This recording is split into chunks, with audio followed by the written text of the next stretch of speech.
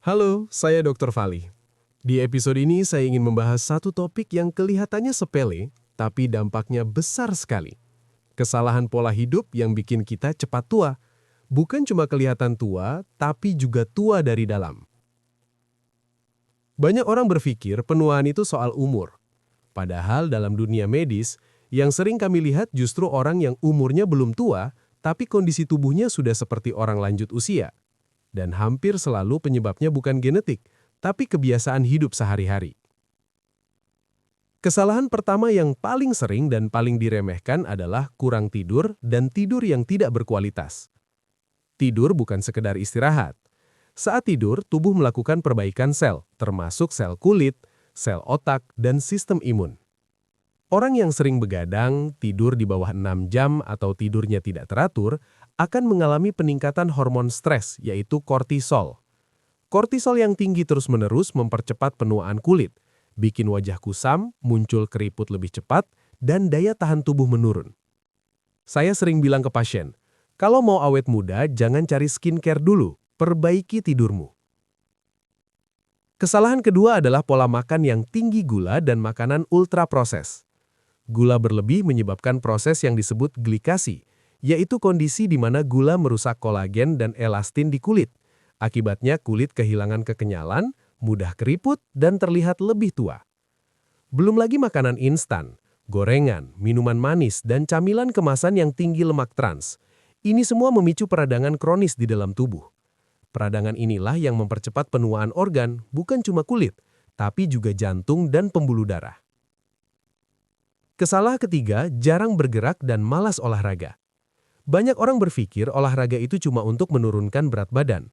Padahal fungsi terpenting olahraga adalah menjaga fungsi sel tetap muda. Kurang bergerak membuat otot cepat menyusut, sendi kaku, metabolisme melambat, dan sirkulasi darah tidak optimal. Akibatnya, wajah terlihat lelah, tubuh gampang pegal, dan stamina turun drastis meski usia masih relatif muda. Olahraga tidak harus berat.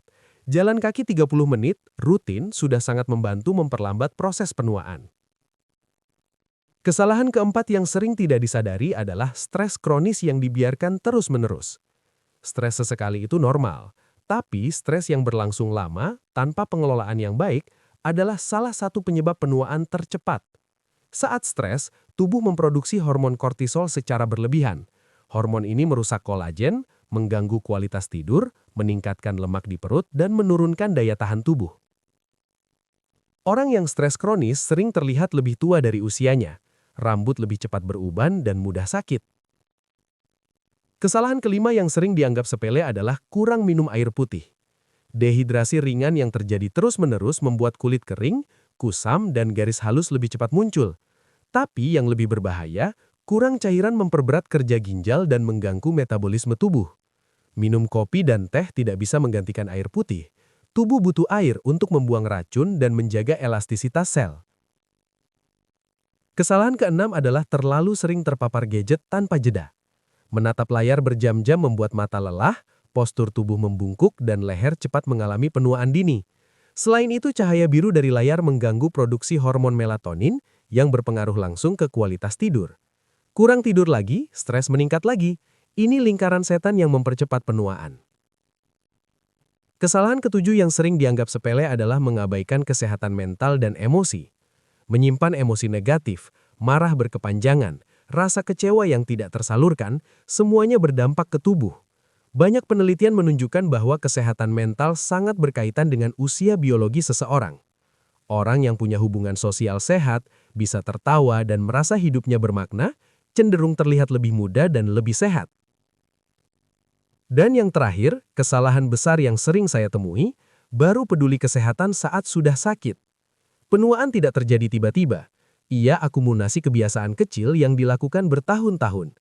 Kalau kita menunggu sampai kolesterol tinggi, gula darah naik, atau tekanan darah bermasalah, berarti proses penuaan itu sudah berjalan cukup jauh. Sebagai penutup, saya ingin tekankan satu hal. Awet muda bukan soal mahalnya perawatan, tapi konsistensi pola hidup sehat. Tidur cukup, makan lebih alami, bergerak rutin, kelola stres, cukup minum, dan rawat kesehatan mental. Hal-hal sederhana, tapi dampaknya luar biasa. Saya Dr. Fali.